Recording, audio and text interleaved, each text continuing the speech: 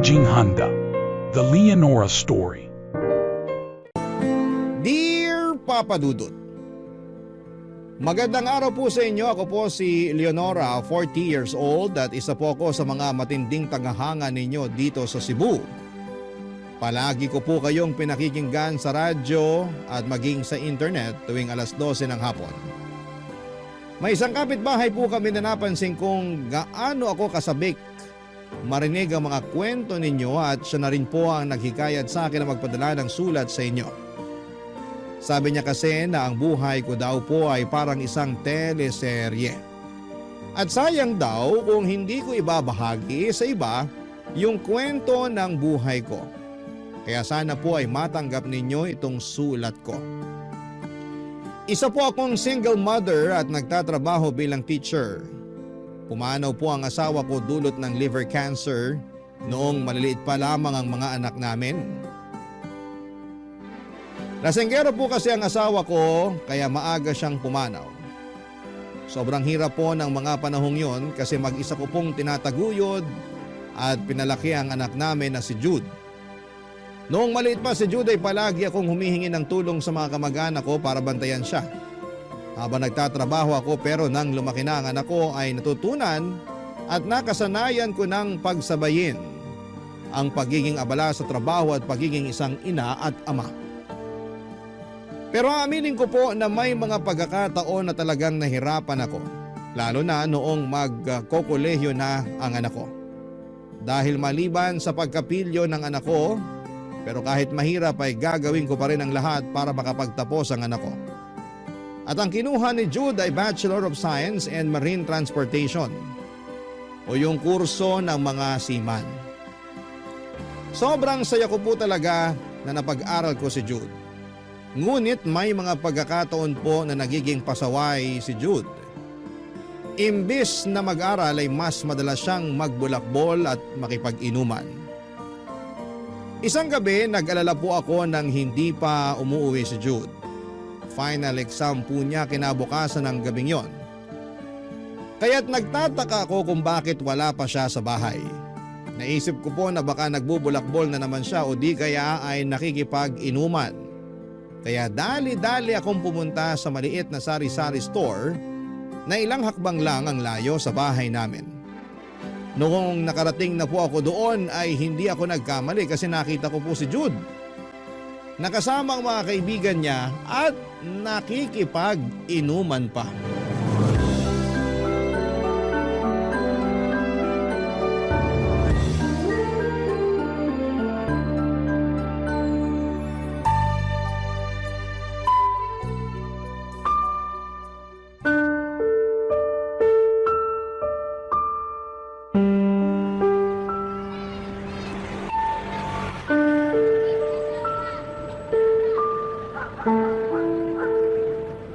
Sabi ko na nga ba't dito lang kita mahanap eh. Ma? Halika nga dito. Aray, ma! Bitawan niyo yung tenga ko! Sakit! Mas malala pa dyan ang aabutin mo kung hindi ka magtitino. Halika na, umuwi na tayo. Nakakahiya po sa mga kasama ko yung ginawa niyo. Sa mga kasama mo nahihiya ka. Pero ako na nanay mo, hindi mo na binigyan ng kahihiyan. Ibang klase ka rin naman bata ka. Imbis na nag-aaral ka kasi may exam ka bukas, nandito ka pa talaga nakikipag-inuman sa mga barumbadong kaibigan mo. Ano po bang problema niyo? Graduating student na ho ako. Ilang linggo na lang at makakapagtapos na ako sa pag-aaral. Ibigay niyo na sa akin to. Babalik na ako dun sa mga kasama ko. Sige, subukan mong bumalik doon. At pinapangako ko sa'yo na wala ka ng bahay na uuwian. Hoy Jude, hindi ako nagpapakapagod sa pagtatrabaho bilang teacher para lang masustentohan yung bisyo mo sa pag-iinom. Wala po akong nilabas na pera sa inuman namin. Libre lahat yun ng kaibigan ko. Kaya sige na naman oh. Payagan niyo na akong bumalik doon. Nagkakasarapan na yung kwentuhan namin doon eh. Para sabihin ko lang sa'yo, hindi porket graduating student ka na, pwede ka na makipag-inuman kung kailan mo gusto. Pero deserve ko naman yun eh. Deserve ko po makipag-inuman sa mga kaibigan ko. Ang dami ko kayong pinagdaanan sa college. At deserve ko mag-celebrate kasi malapit nang magbunga ang lahat ng hirap ko sa pag-aaral. Kaya sige na naman po. Ibigay niyo sa akin to. Akala mo ba talaga kapag nakapagtapos ka na ng pag-aaral, matatapos na ang pagsubok mo sa buhay? Sana nga ganun lang kadali ang lahat pero hindi. Ma, umuwi na lang ho kayo. Sige na. At isa pa, Tigilan mo na yung pakikipag-inuman mo sa mga kaibigan mo. Walang magandang idudulot yan sa'yo, Jude. Sinasabi ko sa'yo, yung bisyo na yan, madadala mo yan hanggang sa pagtanda mo. Bakit niyo ho alam yan? Dati din ho ba kayong lasinggera? Aray, Ababastos kang bata ka, ha? Wala kang galang sa sarili mong nanay. ma, masakit yun ha. At mas masasaktan ka pa sa akin kung hindi ka pa sasama sa akin pa uwi. Halika na. Ayoko nga po, pabayaan niyo na ako dito. Mauna na kayo. Manang-mana ka talaga sa tatay mo. Pareho kayo matigas ang ulo at mahilig uminom. Alam mo ba na namatay ang tatay mo sa liver cancer? Ano, gusto mo bang matulad sa kanya? Siguro, mas mabuti na yung ganun. At least makikita ko na si tatay sa langit, di ba? Hindi nakakatuwang biro yan, Jude. Relax lang ho kasi kayo. Hindi pa ho ako mamamatay. Kasi kapag nakapagtapos na ako, magiging seaman po ako. At pinapangako ko sa inyo na buwan-buwan ako magpapadala ng pera. Alam ko na yung style mo eh. Idadaan mo na naman sa pambobola ang lahat para lang makuha ang gusto mo. Hindi! Uuwi na tayo, halika na! Ma, nakapag-review na po ako kaninang umaga. Kung yung exam lang inaalala nyo, wag po kayong mag-alala. Kasi sigurado po ako na makakapasa ako. Kaya sige na naman oh. Ibigay nyo na sa akin to. Payagan nyo na ako makipag-inuman sa mga kaibigan ko doon. Sigurado ka ba talaga na nakapag-review ka na? Opo, promise. Tapos na po talaga. Ready na ako para bukas. Pambihira ka talagang bata ka. Hoy, napapansin ko na napapadalas na yung pakikipag-inuman mo sa mga kaibigan mo, ha? Promise, last na po talaga to. Pagkatapos po nito, hindi na po ako iinom. Sigurado na ba yan? Opo, mamatay man, pex man. O siya, sige na. Pero isang oras lang, ha? Isang oras? Man naman. Gusto nyo ba akong malasing kaagad? 2 oras po, okay na ako dun. 1 at kalahati. Yun lang ang ibibigay ko sa'yo. Thank you po ma, I love you po. Mahal na mahal ko po kayo. Payakap nga. Huwag mo kong yayakapin, amoy alak ka pa naman. Sige na, uuwi na ako. Okay ma, ingat po kayo. Balik agad sa bahay, ha? Kung hindi, ilalak ko talaga yung pintuan para mapilitan ka matulog sa labas kasama mga lamok at gamo-gamo. Kahit na may mga pagkakataon na siya pa mismo ang nagiging sanhi ng pagtaas ng alta presyon ko ay hindi ko pa rin matitinag ang pagmamahal ko sa anak ko na si Jude. Naiisip ko na siguro ang mga pagbubulakbol at pakikipag-inuman niya ay bahagi lamang ng pagiging binata niya. Pero kahit na ganoon ay nandyan pa rin ako upang gabayan siya at tiyakin na hindi siya maliligaw ng landas. At papadudot, sobrang saya ko po noong araw na nakagraduate na si Jude.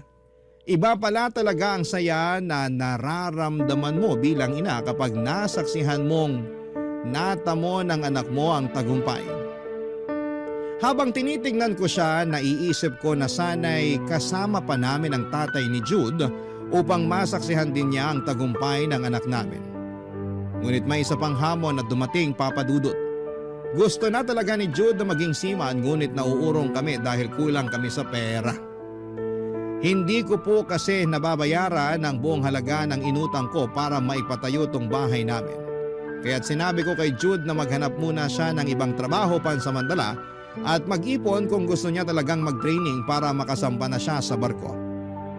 Nakita ko po sa mata ng anak ko ang pagkadismaya, pero sa kabila noon ay naintindihan naman niya ang aming kalagayan at ang hirap na pinagdadaanan ko para lamang mabayaran yung inutang kong pera para sa bahay namin.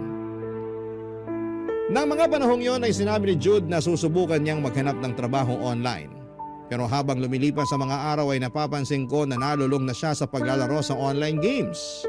At kung hindi naman ito naglalaro ay palagi kong napapansin na may kausap itong babae sa cellphone, papadudot.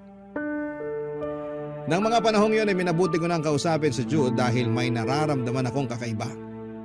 Nagsimula akong magduda na yung babaeng palagi niyang kinakausap sa cellphone ay girlfriend na niya siguro.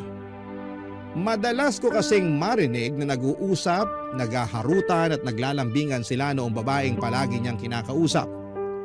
Wala naman akong problema sa pagkakaroon niya ng girlfriend kasi alam kong normal lamang yon sa edad niya. At bilang isang binata ay may karapatan siyang magkaroon ng karelasyon. Pero ang problema kasi noong panahon na yon ay wala na siyang ibang inintindi kung hindi ang girlfriend niya. Parang nakakalimutan na ng anak ko na may iba pa siyang mga responsibilidad at pangarap na kailangan din niyang pagtuunan ng pansin, Papa Dudut.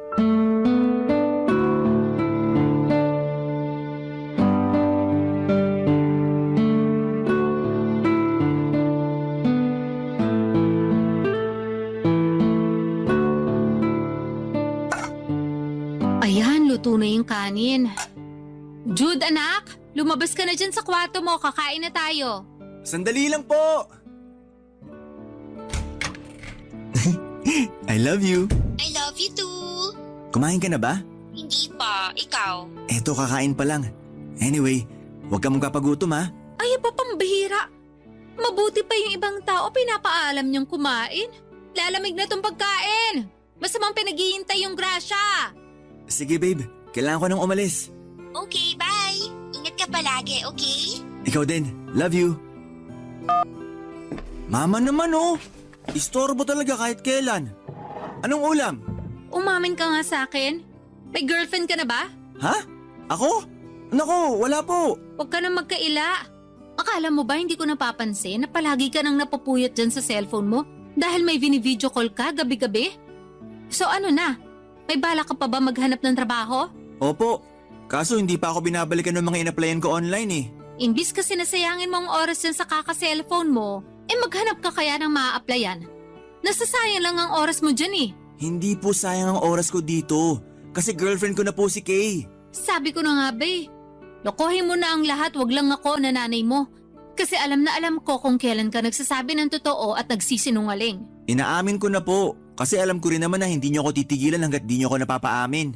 Saan mo ba nakilala yung girlfriend mo na yan? Sa online games po. Ibig mong sabihin hindi mo ba nakikilala yan sa totoong buhay? Parang ganun na nga.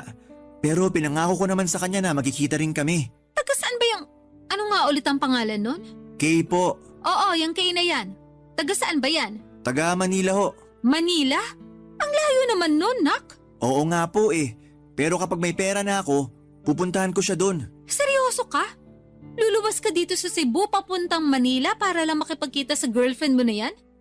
Hindi ka pa nga nakakapag-ipon ng pera para sa training mo eh. Yung paghahanap muna ng trabaho ang pagtuunan mo ng pansin. Yung girlfriend na yan, maniwala ka sa akin. Makakapag-antay yan. Opo, ma. Eto lang ang maipapayo ko sa'yo, ha? Makinig ka na mabuti sa akin. Wala naman akong problema kung magkakaroon ka ng girlfriend eh. Ang akin lang naman, sana wag mong pabayaan ang sarili mo. Kakagraduate mo lang at bata ka pa. Ipagpaliban mo na muna yung pagkakaroon ng girlfriend. Mama talaga. Bakit pakiramdam ko parang hinuhusgahan niyo si Kay? Hindi sa ganun yun. Ang sinasabi ko lang, magtrabaho ka at i-enjoy mo muna yung buhay mo bago mo atupagin yung pagkakaroon ng girlfriend. Walang duda, manang-mana ka nga talaga sa tatay mo. Oh, paano naman nasali si tatay sa usapan? Ay nako, alam mo ba yung tatay mo nung araw? Hindi nakapagtapos ng pag-aaral kasi inuna yung pagkakaroon ng girlfriend. Manang-mana ka sa kanya para kayong mauubusan ng babae. Hulaan ko. Kayo yung naging girlfriend niya, no? Ganun na nga. Kung ganun naman ho pala, wala kayong dapat ikalungkot. Kasi kung hindi kayo niligawan ni tatay nung araw, malamang hindi kayo magkakaroon ng anak na kasing macho at gwapo ko. Puro ka talaga kalokohan. Basta yung mga sinabi ko sa'yo, wag na wag mong kalilimutan ha? Opo, ma. Makakaasa po kayo na palagi kong tatandaan lahat ng sinabi niyo sa akin. Mabuti naman kung ganun. Halika na, kumain na tayo. Ma, sagutin ko lang to ah. Si Kay kasi tumatawag. Jude, mamaya na yan. Sige na po, saglit lang to. Hello, babe? Hi, babe. Namiss kita. Tumataas na naman ang alta presyon ko sa yung bata ka. Kakain na ako. Bahala ka dyan kung gusto mo magutom.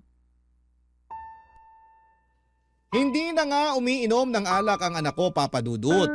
Pero ngayon naman, abalang-abala siya sa girlfriend niyang si Kay.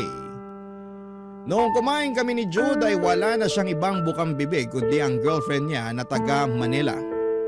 Ikinuwento niya kung gaano kabait at mapagmahal si Kay sa kanya at habang nakikinig ako, naiisip ko na siguro'y makakabuti si Kay sa anak ko. Magmula kasi nang maging sila ay tumigil na rin si Jude sa pagbubulakbol. Kaya napagtanto ko na siguro'y good influence talaga sa kanya ang girlfriend niya. Nang mga panahong yon ay nagkaroon din po ako ng pagkakataon na maging private tutor kaya't pinagsabay ko ang pagiging teacher at tutor tuwing weekend. Ang layunin ko po noon ay makapag-ipon para sa training ni Jude para makasampa na siya sa barko sa lalong madaling panahon. Sa totoo lang po ay hindi pa sapat ang perang nalilikom ko noong mga panahong yon pero alam ko na kung magsusumikap ako. Darating din ang panahon na makakaya ko ring makumpleto ang halaga na kailangan para makapag-training si Jude. At habang nagsusumikap akong mag-ipon ay hinikayat ko naman si Jude na sana'y maghanap na siya ng trabaho. Alam ko po na mas mapapabilis ang pangarap niyang maging isang seaman kung siya mismo ay makakahanap ng pagkakakitaan.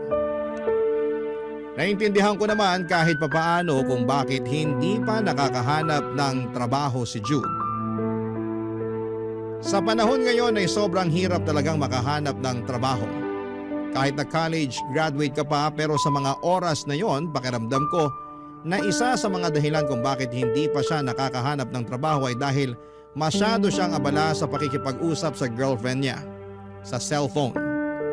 Parati ko siyang pinapaalalahanan na walang mangyayari sa buhay niya kung puro girlfriend na lamang ang aatupagin niya. At kung tutuusin, unti-unti na ring nagiging sanhi ng pag-aaway namin ng girlfriend niya na si Kay. At ang mas nakakainis pa, mabuti pa yung girlfriend niya. Natatanong niya pa kung kumain na ba ito, samantalang yung anak ko ay nagpapalipas ng gutom. Talaga namang ibang epekto ng pag-ibig. Unti-unti kang nagiging bulag at tanga nang hindi mo namamalayan. At alam ko po ang pakiramdam na yan kasi naging tanga na rin sa pag-ibig ako noong nabubuhay pa ang asawa ko. Kahit lasenggero ang tatay ni Jude ay hindi ko siya nagawang hiwalayan. Kasi ang nasa isip ko noon, Papa Dudut, ay mahal na mahal ko siya. Barangay Love Stories. Barangay Love Stories. Maliban sa girlfriend ng anak ko na si Kay, ang isa sa mga naging sanhi ng mga hindi pagkakaintindihan namin ay yung hindi pa siya nakakahanap ng trabaho din. Sa mga panahong yon ay mas naging malinaw na sa akin na si Jude talaga ang may problema. Kasi habang tumatagal ay mas lalo lamang siyang naging abala sa girlfriend niya. Isang araw ay sobrang nainis na po ako sa anak ko at nauwi na sa matinding away ang pag-uusap namin kasi ipinamukha ko na talaga sa kanya na nagsusumikap akong mag-ipon para makapag-training siya bilang isang seaman. Pero siya ay wala siyang ginagawa para matulungan ang sarili niya at tuparin ang mga pangarap niyang makasampa sa barko. Ang hirap naman kasing tulungan ng isang tao na hindi kayang tulungan ang kanyang sarili. At ang sa akin lamang po, Papa Dudut, mas mapapadali at mas mapapabilis ang pangarap niyang makapag-training kung tutulungan niya akong mag-ipon kasi para din naman sa kanya ang lahat ng ito. Lumipas sa mga linggo at hindi kami nagkibuan ni Jude. Lumabas lamang siya sa kwarto para kumain pagkatapos noon ay nagkukulong na siya sa kwarto niya. Sobra po akong nanlumo para sa anak ko kasi hindi ko siya pinagtapos ng kolehiyo para lamang maging tambay sa bahay. At isang gabi ay nagulat na lamang po ako na walang sumagot noong tinawag ko si Jude para kumain. Noong binuksan ko ang kwarto niya ay nagulat po ako nang makita kong wala na siya. At pati ang lahat ng gamit niya ay nawawala na rin. At ang pinakamalala pa sa lahat ay nung binuksan ko ang tukador ay napansin ko rin na nawawala na yung perang inipon ko para sa training niya. Papa Dudut. Sobrang sakit po ng loob ko noong mga panahong yon. Para po kong hihimatayin sa galit at nerbiyos dahil sa ginawang paglalayas at pagnanakaw ng sarili kong anak sa akin. Kaya't noong araw na yon ay minabuti ko pong tawagan si Jude upang marinig ko mula sa kanya mismo ang buong katotohanan.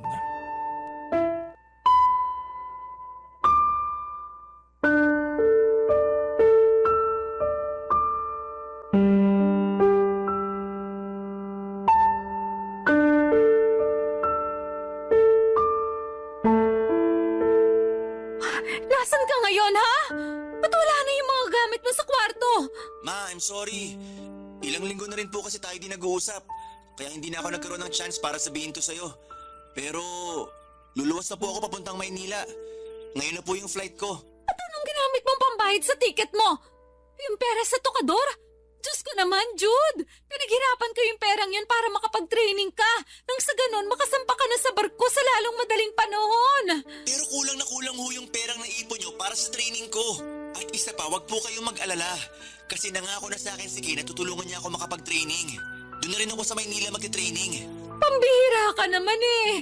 Ang bilis mo naman magtiwala sa pangako ng isang tao na hindi mo pa nakikita. Mahal ko po si Kay. At sapat na dahilan na po yun para pagkatiwalaan ko siya. Anak, hindi ka pa nakakapunta ng Manila. Paano kung manloloko pala yung pinagkakatiwalaan mo, ha? Kung pagsasalitaan nyo lang na masama yung girlfriend ko, mas mabuti pa kung ibababa ko na lang to. At tungkol dun sa pera na kinuha ko, wag po kayong mag-alala. Kasi ibabalik ko sa'yo yun kapag nakasampa na ako sa barko. Kung may tao man dito na gusto ka makasampa sa barko, ako yun. Pero hindi sa ganitong paraan. Bumalik ka na dito. Pasensya na ho talaga pero malapit na ako sa airport. At sayang din yung perang pinambayad ko dun sa ticket. Yung perang pinambayad mo, pera ko yun. Perang ninakaw mo. Pero handa pa rin akong patawarin ka. Basta bumalik ka lang dito ngayon din. Ma, I'm sorry pero nakapagdesisyon na ako. Pupunta po ako ng Maynila at kinakayo ko makikitira. Wala na ba talagang silbi yung mga sinasabi ko sa'yo, ha? Huwag niyo po akong simulan. Hindi, wala kang utang na loob. Ang tagal ko nagsakripisyo at nagpakahirap para lang maitaguyod ka na maayos. Tapos wawalang hiyain mo lang ako ng ganito? So ano? Ngayon na nakapagtapos na ako? Sinusumbat niyo na sa akin lahat ng naitulong niyo? Huwag po kayong mag-alala. Ibabalik ko po sa inyo bawat sentimo na naigastos niyo sa akin. Walang labis, walang kulang. Bastos kang bata ka? Kung nasa harapan lang kita, malamang pinadugo ko na yung uso mo. Ma, hindi na ho ako bata. Pabayaan niyo na ho ako. Mag-asawa na lang ho kayo ulit para hindi na kayo nag-iisa sa buhay. Saan ka kumukuha ng lakas ng loob para sagot-sagutin ako ng ganyan, ha? Yan ba ang itinuturo sa'yo ng Kay na yon? Ang tinuro sa akin ng girlfriend ko ay dapat marunong ako manindigan. Lalo na kung alam kong nasa tama ako. At ano yung tama? Yung layasan at pagnakawan mo ako? Kayo din naman kasi. Ilang linggo niyo akong hindi kinibunang dahil kay Kay. Para lang po sabihin ko sa inyo, sariling kagustuhan ko po na kausapin si Kay araw-araw. Wala pong pumipilit sa akin. Hoy, wag na wag mo akong babalik ta rin. Paano mo ako nagawang layasan at pagnakawan, ha? Jude, hindi mo alam kung gaano kasakit tong ginagawa mo sa akin ngayon. Basta, ayoko mabulok dito sa Cebu. Ma, nasa tamang edad na po ako para makapagsimula ng bagong buhay. Napaka-ingrato mo. Kung may mangyari man sa'yo sa Manila, wag na wag kang hihingi ng tulong sa akin. Naintindihan mo? Ito po yung bayad. Salamat po. Ma, nasa airport na ho ako. Ibababa ko na to. Sige na. Papadudod, sobrang sakit po ng kalooban ko ng mga panahong yon. Hindi ko na tinawagan si Jude pagkatapos noon kasi nasaktan talaga ako sa ginawa niyang yon. At mas masakit pa doon ay hindi na rin ako tinawagan ng anak ko. Napaisip ako na siguro ay masaya na siya sa buhay niya sa Maynila kasama ang girlfriend niyang si Kay. Pero sa kabila ng lahat ay labis pa rin akong nag-aalala para sa kanya. Kaya lang tuwing natatandaan ko kung paano ako trinaydor ng sarili kong anak ay lalo lamang tumataas ang galit ko. At mas pinipili ko na lamang na ituon ang sarili ko sa pagtatrabaho. Tinigilan ko na rin ang sideline ko sa pagiging private tutor tuwing weekends kasi sobrang nakakapagod. At naisip ko rin na kung hindi naman ako kailangan ni Jude para sa training niya, ay wala na ring dahilan para magpatuloy ako sa sideline ko. Inilaan ko na lamang ang atensyon ko sa pagiging teacher at sa pagtutok sa pagbabayad ng utang. Aminin ko po na sobra ko nang nami-miss ang anak ko. Madalas ko siyang naiisip. Iniisip ko kung kumusta na kaya ang anak ko sa Maynila at kung nakakakain ba siya ng mas maayos. Di hamak na mas malaki ang Maynila kesa sa Cebu at sigurado kong maninibago ang anak ko doon. Pero pinigilan ko ang sarili ko na tawagan siya kasi sobrang sakit po sa akin ang nagawa niyang tiisin ang sarili niyang ina. Siya na anak ko na inaruga ko at pinalaki ng napakaraming taon. at sinubukan ko na lang tanggapin ang sitwasyon namin. Na baka habang buhay na kaming magkakalayo ng anak ko. Hanggang sa isang araw ay nakatanggap ako ng tawag mula kay Jude. Aaminin ko noong una, nagdalawang isip ako kung sasagutin ko ba ang tawag niya. Pero sa kabilang banda ay miss na miss ko na rin ang anak ko at gusto ko nang malaman kung kumusta na siya. Lalo na't ilang buwan na rin ang lumipas mula nang umalis siya. Kaya naman minabuti ko na rin na sagutin ang tawag ng anak ko, Papa Dudut.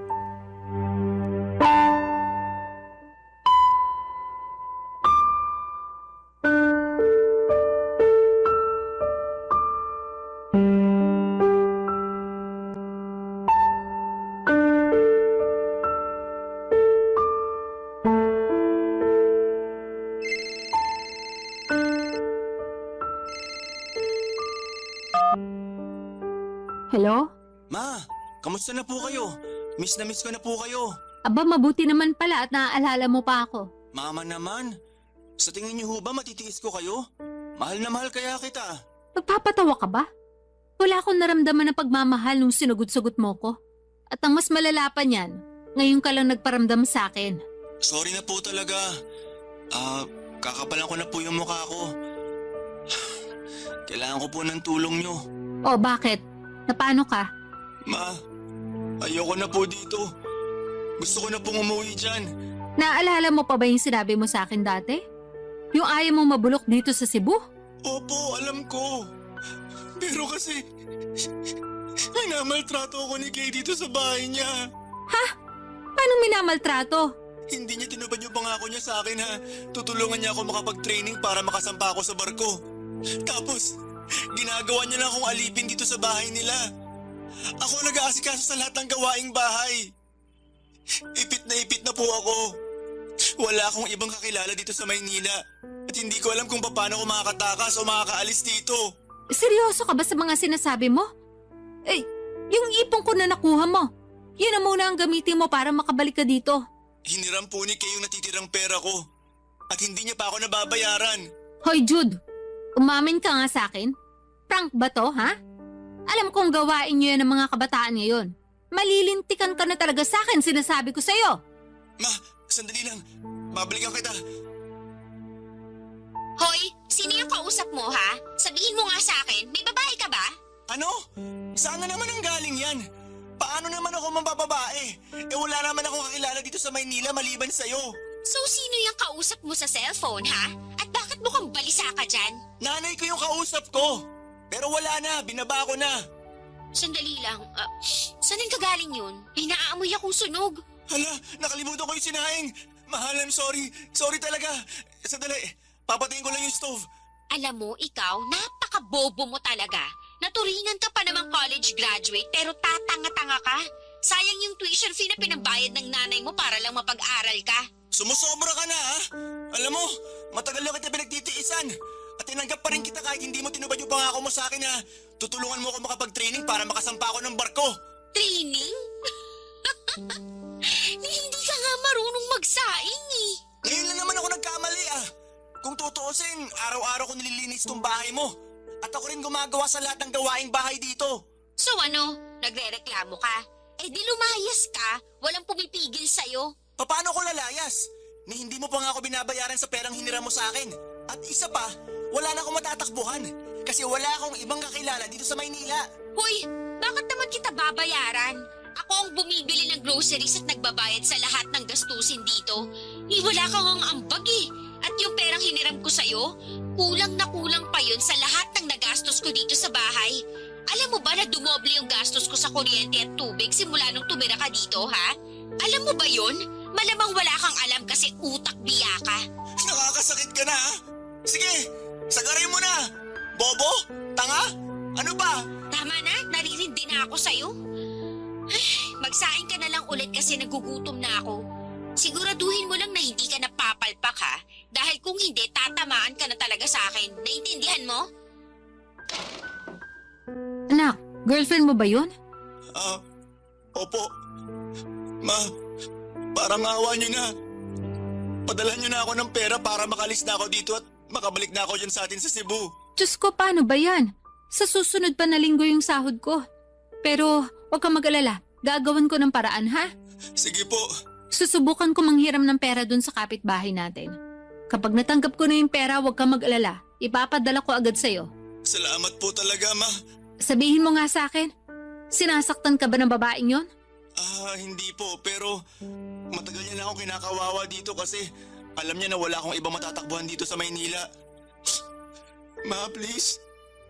Pangako niyo po sa akin na magpapadala kayo ng pera.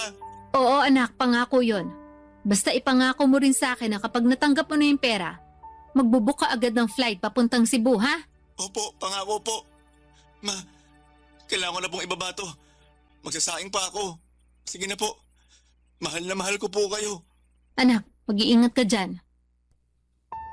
Ang akala ko po ay wala nang masasakit pa kesa sa ginawang pagsagot-sagot sa akin ni Jude noong nilayasan niya ako. Pero hindi po pala. Mas masakit yung marinig mong minamaltrato at kinakawawa ang anak mo at wala kang magawa para protektahan siya. Bilang isang nanay ay ramdam ko ang takot at kaba ng anak ko. Lalo na't nasa isang syudad siya kung saan ay wala siyang kakilala at naninibago siya sa kanyang paligid at ang tanging tao na pinagkakatiwalaan niya ay nagawa pa siyang insultuhin at abusuhin. Kaya't hindi ko na po pinatagal ang sitwasyon. Agad akong lumapit sa kapitbahay namin para makahiram ng pera at sa awa ng Diyos, pinahiram ako ng pera ng kapitbahay namin. Ang totoo po niyan, Papa Dudut, ay medyo mahal ang tiket noong panahong yon kasi biglaan. Alam niyo naman po kapag biglaan ang pagbubuk ng tiket sa eroplano ay mas mahal ang presyo. Pero sa mga oras na yon, ang pinakamahalaga sa akin ay matulungan si Jude na makauwi at tuluyan nang makaalis sa kalunos-lunos na sitwasyon niya sa girlfriend niya. Noong pinadala ko na ang pera kay Jude ay sobrang tuwa niya at dali-dali niyang binook ang tiket. Noong gabing natutulog si Kay, palihim siyang umalis at dumiretso na siya sa airport. Pagkatapos ng ilang oras ay nakauwi na rin ang anak ko at muli kaming nagkita. Umiyak si Jude sa harapan ko at paulit-ulit na humihingi ng tawad. Bilang nanay ay hindi ko na rin natiis ang anak ko at pinatawad ko na siya. Sobrang nagpapasalamat siya sa akin dahil kung hindi raw ako tumulong, baka nandun pa rin siya sa bahay ng girlfriend niya at minamaliit at ginagawang kasambahay. Sobra akong natuwa noong mga panahong yon. Kasi hindi ko inisip na darating ang pagkakataon na ang anak ko mismo ang hihingi ng tawad pagkatapos niya akong layasan. At dahil tinigil ko na ang sideline ko bilang private tutor ay sinabi ko kay Jude na kung gusto niyang makapag-training para maging seaman ay kailangan niya na talagang maghanap ng trabaho para may pangtusto siya. Nang mga panahong yon ay mukhang sumang-ayon naman siya sa mga payo ko, Papa Dudut. Kasi nakita ko na ang sipag niya sa pag-a-apply, Papa Dudut, ng iba't ibang trabaho dito sa Cebu. Barangay Love Stories. Barangay Love Stories. Pagkalipas ng ilang linggo ay natanggap si Jude sa isang call center. Ang totoo niyan ay sobrang nagulat ako kasi aaminin ko na hindi siya ganon kagaling mag-Ingles. Siguro itinablan lang talaga siya ng swerte noong araw na yon, Papa Dudut. Sa tuwing sasahod siya ay nag-aabot siya ng pera sa akin pero palagi ko pa rin siyang pinapaalalahanan tuwing sasahod siya na dapat ay magtabi siya ng malaking halaga para sa training niya. Ako na rin po ang sumagot sa mga gastusin dito sa bahay, tubig, kuryente at kung ano-ano pa para mas malaki ang maitabing pera ng anak ko at hindi niya na kailangang problemahin pa ang gastusin dito sa bahay. Ngunit habang nagsusumikap si Jude sa call center ay napapansin ko rin na medyo stress na siya. Sabi niya sa akin na pupuyat daw siya sa night shift at naiinggit din daw siya sa mga kasamahan niyang magaling mag-Ingles. Bilang nanay, pinayuhan ko siya na hindi niya dapat ikumpara ang sarili niya sa iba. Ang sabi ko ay mas mabuti pang magpaturo siya sa mga kasamahan niya para mag-improve siya. Ang totoo nga niyan ay madalas sinasabi ni Jude sa akin na gusto na niyang mag-resign dahil sobrang nakakapagod daw ang trabaho niya sa call center. Palagi daw siyang sinusungitan at sinisigawan ng mga foreigner na customer. At kapag mababa daw ang performance niya ay pinapagalitan siya ng team leader niya at pinagtatawanan pa ang Ingles niya. Naintindihan ko yung pinagdadaanan ng anak ko, Papa Dudut, at sa totoo lang ay naaawa ko sa kanya. Pero sinabi ko sa kanya na kailangan niya munang tiisin ito. Ang sabi ko, kapag nakalikom na siya ng pera ay pwede na siyang mag-resign sa call center at mag-training para matupad ang pangarap niyang maging isang seaman. Subalit makalipas ang ilang buwan, Papa Dudut, tila pinaglaruan kami ng tadhana. Isang gabi narinig ko si Jude sa kwarto niya na may ka-video call. At sa totoo lang ay nararamdaman ko na naman ang kaba sa dibdib ko. Alam ko may something na hindi tama kaya't dahan-dahan ako lumabas ng kwarto ko at minabuti ko munang pakinggan ang usapan ng palihim bago ko kumprontahin ang anak ko, Papa Dudut.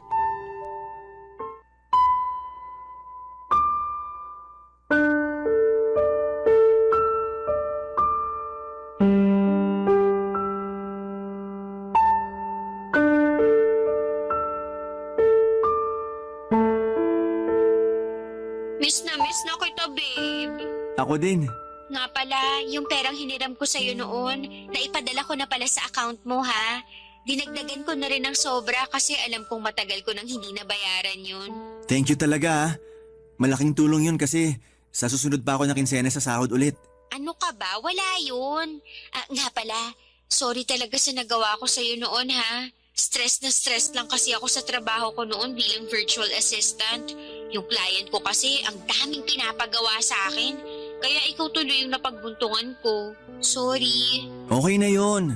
Ang totoo nga niya, naiintindihan kita. Kasi stress na din ako sa trabaho ko ngayon. Yung mga customer ko sa call center palagi nagmumura tapos karamihan sa kanila ang susungit. Mismo, naiintindihan kita sobra. Ganyan na ganyan yung nararamdaman ko sa kliyente ko. Nga pala, nasabi mo na ba sa mama mo yung tungkol dun sa napagkasunduan natin? Hindi pa nga eh. Naghahanap ako ng tamang tiyempo para sabihin sa kanya. Siguro bukas ko na lang sasabihin. Oo, tama yan. Mas mabuti kung mas maaga mong sasabihin sa kanya. Kaya nga eh. Nga pala, nasan yung mama mo? Naririnig niya ba tayo? Naku, huwag ka mag-alala. Sigurado akong tulog na yun. Mag-headset ka kasi sa susunod para walang nakakarinig sa atin. Jude, Ay, sige na. Tatawagan na lang ulit kita mamaya. Bye. Man naman! Akala ko po ba tulog na kayo? pamilyar sa akin ang boses ng babaeng yon. Si Kay ba yon? Opo. Bakit mo pa ba siya kinakausap? Nakalimutan mo na ba lahat ng ginawa ng babaeng yun sa'yo? Humingi na siya ng tawad sa akin. At isa pa, binayaran na niya yung utang niya sa akin. Kakarating lang nung pinadala niyang pera. Eto po, tingnan niyo. Dinagdagan niya pa ng additional na 4,000. Wala akong pakialam. Huwag mong sabihin sa akin na pinapatawad mo na yung babaeng yun. Jude, sinasabi ko sa'yo. Putulin mo na yung ugnayan mo sa kanya. Ma, ang totoo niyan, nagkabalikan na ho kami. Ano? Ay, bata ka. May balak ka bang patayin ako sa galit? Araw-araw po siya nagchat-chat at nagtitext sa akin. Ramdam na ramdam ko po yung sensibilidad niya sa paghingi ng tawad sa akin. Nasisiraan ka na ba talaga ng bait? Nakalimutan mo na ba kung paano kanya insultuhin at maliitin nung nakatira ka pa sa kanya sa Manila? Tapos na po yun. At lahat ng tao may chance namang magbago, di ho ba? Diretsuhin mo na nga ako. Mukhang may gusto kang tumbukin eh. Sapat na po yung perang nalikom ko galing sa call center. Nag-submit na rin ako ng immediate resignation sa team leader ko. Babalik na po ako ng Maynila para makapag-training na ako para makasampa na ako sa barko sa lalong madaling panahon. Hoy Jude, wag mo akong pinaglololoko. Alam kong babalikan mo lang yung Kay na yon. Kailan ka pa talaga matatauhan, ha? Kapag lasog-lasog na yung katawan mo sa pambubugbog ng babaeng yon? Hindi naman po ganun si Kay. Opo, aaminin ko. Ilang beses niya ako pinagsalitaan ng masama. Pero ni minsan hindi niya ako pinagbuhatan ng kamay. So ano? Aantayin mo pa ba na pagbuhatan kanya ng kamay? Jude naman, gamitin mo naman yung utak mo. Ang mga taong katulad ni Kay, dapat hinihiwalayan at iniiwasan. Eh bakit si tatay noon hindi niyo hiniwalayan? Di ba ang sabi niyo sa akin, lasinggero si tatay nung nabubuhay pa siya? Kung ganon, bakit mo siya pinagtiisan? Iba yung sitwasyon namin ng tatay mo. Kahit lasinggero yon, ni minsan hindi niya ako pinagsalitaan na masama. Imposible!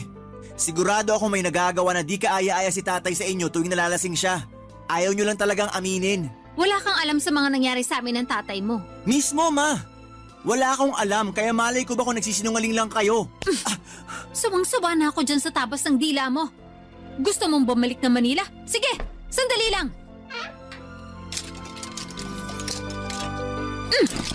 Eto, yan pa.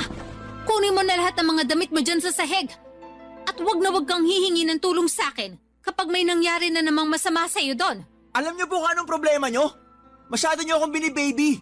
Hindi na po ako 10 years old. Hayaan niyo naman ako magkamali at matuto. Ang kapal na mukha mo. Parang kailan lang nagmamakaawa ka na patawarin kita. Parang kailan lang nagmamakaawa ka na padalhan kita ng pera dahil minamaltrato ka ng girlfriend mo. Ginawa ko ang lahat para mailayo kita sa babaeng yon. Tapos ngayon, ako pa tong pagmumukhain mong masama. Ano po ba yung pinuputok ng butsi niyo? Yung perang hiniram niyo sa kapitbahay natin para makabili ako ng ticket noon? Sandali lang! Eto! Dinagdagan ko pa yan para hindi na kayo manlumo sa perang nawala sa inyo. Hayop ka! Napakasalbahe mong bata! Alam ng Diyos na wala na akong ibang hinangad kundi ang mapabuti ang lagay mo. Pero kung hindi mo nakikita yon, siguro panahon na nga para magkanya-kanya na tayo. Lumayas ka sa bahay ko. At huwag na huwag ka na makakahingi ng tulong sa akin! Siguro nga po mas mabuti kung ganon. Kunin mo na itong mga gamit mo, labas! Lumayas ka na! At huwag na huwag ka nang babalik pa dito!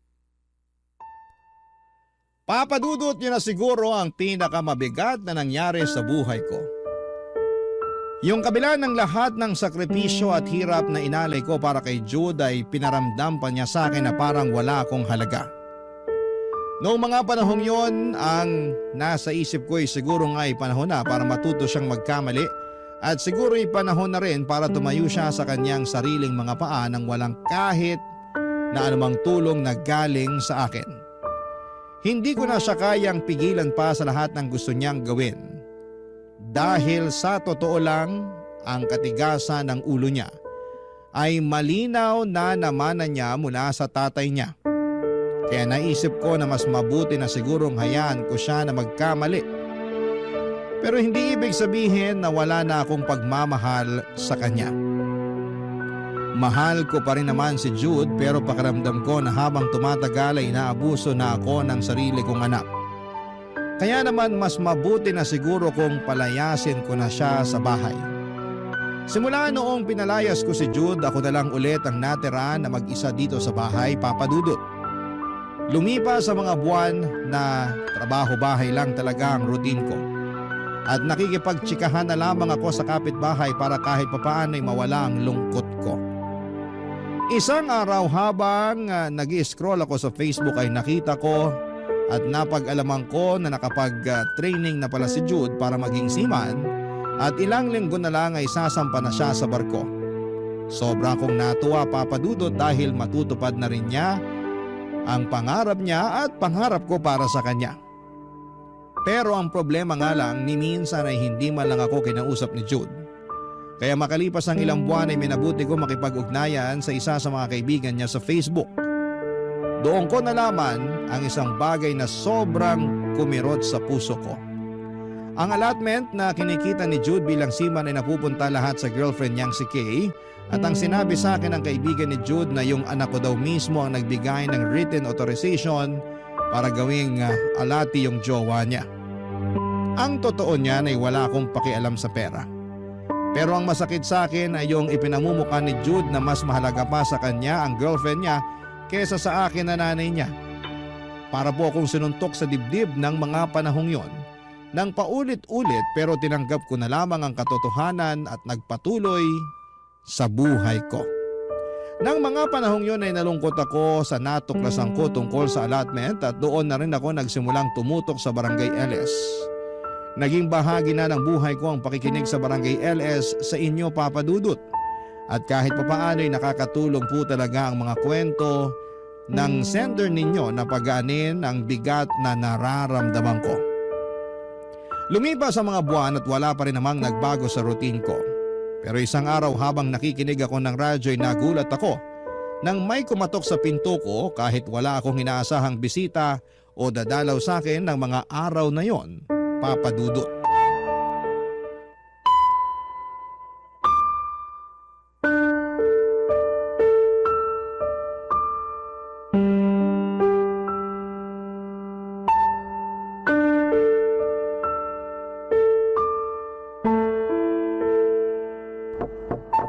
sino ba yan? Wala naman akong inaasahang bisita. Sandali lang, nandyan na. Ma, Anong ginagawa mo dito? tapos na po yung kontrata ko sa barko. At iniwan ko na rin po si Kay. Magkakasama na ulit tayo. Miss na miss ko na po kayo. Pwede po ba kitang yakapin? Hindi. Huwag mo akong hahawakan. Nawala ka ng 1 taon, Jude. At sa loob ng 1 taon na yon, hindi ka man lang nagparamdam sa akin. At ang pinakamasaklap pa doon, napag-alaman ko pa sa kaibigan mo sa Facebook na sa girlfriend mo napupunta ang lahat ng allotment mo. Ang totoo niyan, wala naman akong pakialam sa allotment mo eh. Kasi pera mo naman yon, pinaghirapan mo yon. Yung sa akin lang, ang sakit-sakit. Kasi pinaparamdam mo sa akin na mas may halaga pa yung girlfriend mo kesa sa akin na nanay mo. I'm sorry. Please. Patawarin niyo na po ako. Alam mo ba na araw-araw kong ipinagdadasal na sana ligtas ka? Masaya ako para sa iyo nung nakita ko sa Facebook na nakasampa ka na sa barko sa wakas. Pero ni minsan, hindi nawala yung pag-aalala ko sa iyo. Pero hindi mo naman malalaman yun kasi wala ka namang pakialam sa akin. Pero nandito na po ako. Hindi ko na po kayo iiwan. Ngayon sabihin mo sa akin, bakit ka pa bumalik dito, ha? Hindi ba't sinabi mo noon sa akin na ayaw mong pinakikialaman kita? Kung ikaw nakalimutan mo na ang lahat ng mga sinabi mo sa akin noon, pues ako naaalala ko pa. At hanggang ngayon, damang-dama ko pa rin ang sakit na pinaranas mo sa akin noon. Ma, niloko ako ni Kay. Nangako siya sa akin na yung perang pinapadala ko sa kanya, ipapatayo niya ng negosyo. Pero, napag-alaman ko lang na pinagpalit niya na ako sa iba. At talagang yung babae na yun ang una mong pinuntahan nung natapos ang kontrata mo. Ibang klase ka rin naman talaga, ano? Ilang beses kitang binalaan tungkol sa babaeng yun, Jude. Yung panloloko sa akin ni Kay, matatanggap ko pa yun. Pero ang hindi ko po matatanggap ay yung tuluyan na mawasak ang relasyon ko sa inyo. O bakit? Sino bang sumira? Hindi ba't ikaw? Umalis ka na, Jude. Hindi ba sabi mo sa akin noon kaya mo ng sarili mo? Pues ngayon mo patunayan. Kung sa tingin mo magiging taga-salomo ko habang buhay, nagkakamali ka. Alam mo na lagi akong handa na tulungan ka.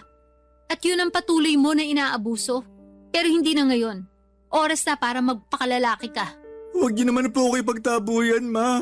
Nakikiusap ako. Tanggapin niyo po ako ulit. Kung hindi ka paniloko ng girlfriend mo na yun, malamang hindi ka nakikiusap sa akin ngayon na patawarin kita. Layas! Ma!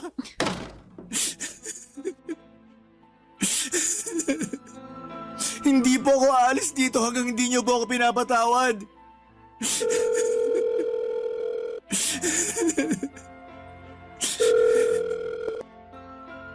Oh, anong kailangan mo? Kay, parang awa mo na. Ibalik mo na sa akin yung pera ko. Kahit kalahati man lang para makapagsimula ako ng bagong buhay. Anong perang pinagsasasabi mo? Hoy Jude, ipapaalala ko lang sa'yo ulit ha. Ako yung gumastos sa training mo bago ka nakasampa ng barko. Utang na loob mo sa akin yun. Ang kapal ng mukha mo.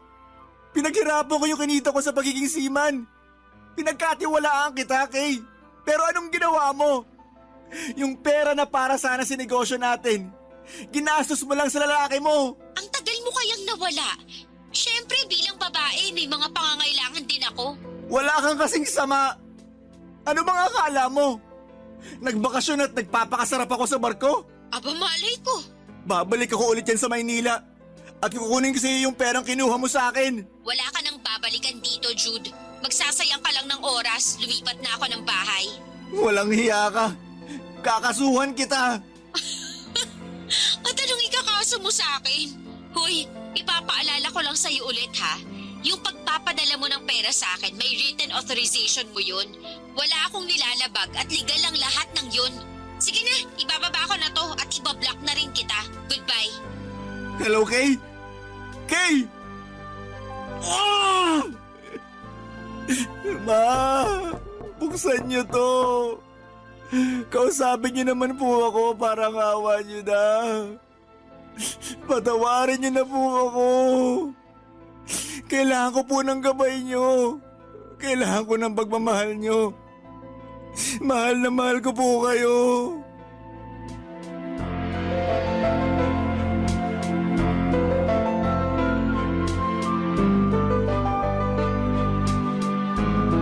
Masakit para sa isang nanay na ipagtabuyan ang anak niya ng ganon.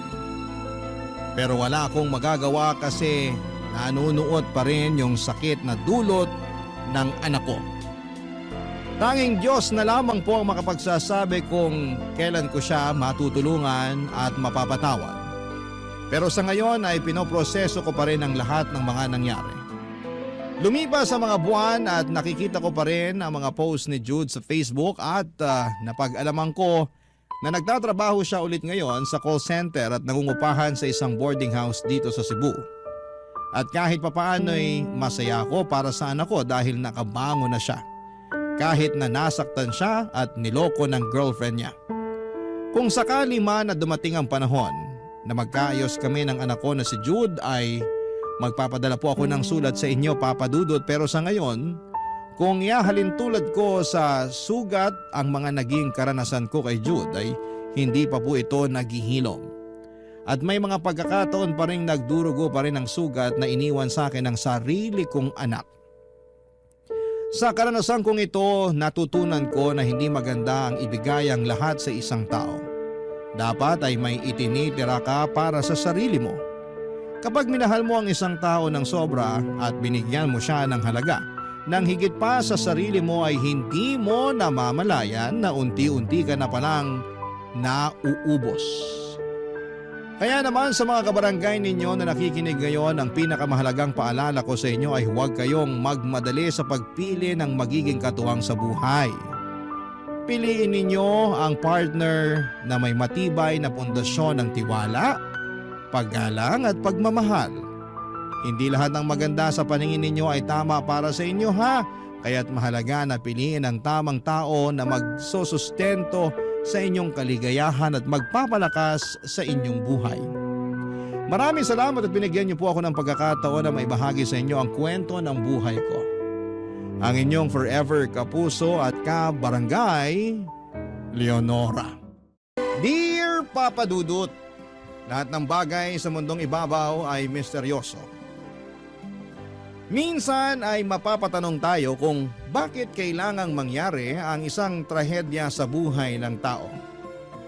Hindi natin mahanapan ang dahilan o kasagutan hanggang sa tanggapin na lang natin na may mga bagay na dapat na lang hayaan. Alin sabay nito? Merong mga pusong lumalaya sa trahedyang kinasadlakan nila ng matagal na panahon upang bigyan ng pabor na sarili naman ang unahin nila. Yan ang eksaktong mga karanasan na gusto kong ikwento kaya ako napasulat sa programa ninyong Barangay Love Stories. Pero bago ako magpatuloy ay magpapakilala muna ako sa mga kabarangay natin. Ako si Vern, 32 years old at isang small business owner dito sa Pampanga. Bali meron akong coffee shop na itinayo noong 2023 at binuksan taong 2024. Pero matagal ko na talagang pangarap na makapagnegosyo dahil bata pa lamang ako ay business-minded na ako. Kaya lang ay hindi naging madali ang lahat dahil ilang taon din akong namasukan sa corporate world bago ako naglakas loob na simulan ang pangarap kong coffee shop. Mas lalo pang naging mahirap ang aking pagsisimula dahil hindi ako suportado ng mga mahal ko sa buhay, Papa Dudut.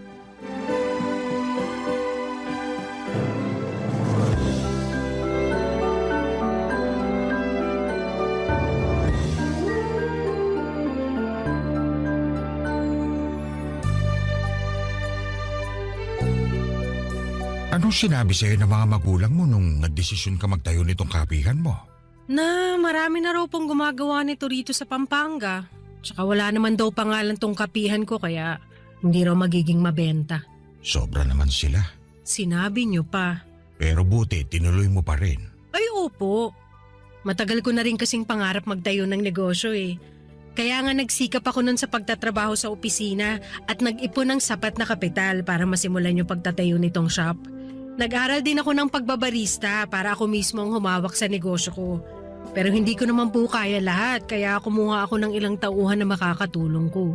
Sila ba hindi mo mga kamag-anak? Yung mga tauhan ko po? Oo. Naku, hindi po. Mahirap na pagka mag-anak ko kinuha ako hindi nga nila ako sinusuportahan. Sa bagay pero grabe naman pamilya yan. Ewan ko po ba? Siguro hindi naman lahat ng pamilya katulad ng pamilya ko. Malas lang talaga ako. Mahirap talaga pag hindi tayo suportado ng pamilya natin o malalapit na kamag-anak. Lalo na naniniwala ako na malaking bagay yon para lumakas loob natin na gawin ang bagay na gustong-gusto nating gawin. Basta hindi yun masama. Pero meron talaga mga bagay sa mundong ito na hindi natin mapipilit at kahit na anong gawin natin wala talagang mangyayari. Medyo matagal bago ko natanggap yan, Lo. Pero ngayon okay na ako. Okay na nga ba? Apektado pa rin po kasi gusto ko sana kasama ko yung pamilya ko sa mahalagang milestones ng coffee shop ko. Kaso wala Alam mo, pag nagtagumpay itong shop mo, baka unti-unti ka nilang makita at mapasabi sila na sana sinuportahan ka nila nung una pa lang. Nako, kung magiging close ulit kami ng dahil doon, wag na lang. Kasi ibig sabihin, sa hirap wala sila pero sa tagumpay ko bigla silang magpapakita. May tawag doon, pagiging sipsip. Tumpak! Pero kahit na anong mangyari, suportahan ka man o hindi ng pamilya mo o ng mga taong malalapit sa buhay mo magpatuloy ka pa rin. Hindi ka naman nag-iisa Merong mga tao sa paligid mo na kahit hindi mo kaano-ano, pero siyang tunay na pumapalakpak sa tagumpay mo. Katulad ko, panatiko ako ng kapihan mo ito. Sobrang saya ko na tinayo mo yung negosyo na to kasi hindi ko na kailangan lumayo sa bahay namin para makapagkape. At makahanap ng date spot nyo ni Lola Darcy. Hala, oo nga. Anong oras na ba't wala pa si Darcy? Mag-alas 4 pa lang naman po ng hapon. Dumarating siya eksaktong 4:15 Pati ba naman yun na orasan mo? Naobserbahan ko lang po. Magaling na bata. Mahilig mag-obserba. Pero curious lang po. Ano yun? Bakit hindi nyo nalang daanan si Lola sa kanila para sabay na kayong pumunta rito? Magkaiba kasi daanan namin pauwi. Kaya nag-usap na lang kami na magkikita rito sa ganitong araw. Pero nakakatuwa kayo kasi nagde-date pa rin kayo ni Lola, no? Espesyal sa akin si Darcy. At masaya ako kasi nagkita kami ulit kahit mahabang panahon na ang lumipas. At kahit na naging malupit yung kapalaran sa amin dahil hindi kami nagkatuluyan sa buhay na to nananatili pa rin na may puwang siya sa puso ko. At ganun din naman ako sa kanya. Pero sa ngayon hindi na namin iniisip yung bagay na yon. Ang gusto na lang namin ay magkwentuhan at magtawanan habang nagkakape at kumakain ng paborito naming tinapay mula rito sa shop mo. Papadudod si Lolo Roy ang kauna-unahang kong customer simula nang buksan ko ang aking coffee shop business. Simula noon ay naging consistent na siya sa pagpunta sa shop ko para magkape at kumain ng mga tinapay na ako mismo ang nag-bake habang hinihintay si Lola Darcy. Akala ko nga ay girlfriend niya si Lola pero sinabi niya sa akin na magkaibigan lamang sila. Siyempre dahil likas ang aking pagkatsismosa ay hindi ako masyadong naniwala na magkaibigan lang talaga sila. Pero sinabi ni Lolo Roy na naging sila ni Lola matagal na panahon na ang nakakalipas. Hindi nga lang sila nagkatuluyan kasi nagkahiwalay sila noong pumunta sa Manila si Lola para magtrabaho at doon na nakapangasawa. Samantalang si Lolo naman ay nagkaroon na rin ng sarili niyang pamilya sa Davao, ang probinsya nila. Taong 2023 nang pumunta siya sa Pampanga para tumira kasama ang apo niya at dito na ulit nag-cruise ang landas nila ni Lola. And for some reason, aaminin ko na iba't ibang emosyon ang nangibabaw sa akin ng mga panahong pinakikinggan ko ang kwento ni Lolo Roy. Nandun yung lungkot kasi nagkahiwalay sila. Panghihinayang sa relasyon nila at saya na rin noong nagkita sila pagkalipas ng mahabang panahon. At lahat ng yon ay lagi kong kinukwento sa boyfriend at kinakasama kong si Jello, Papa Dudut.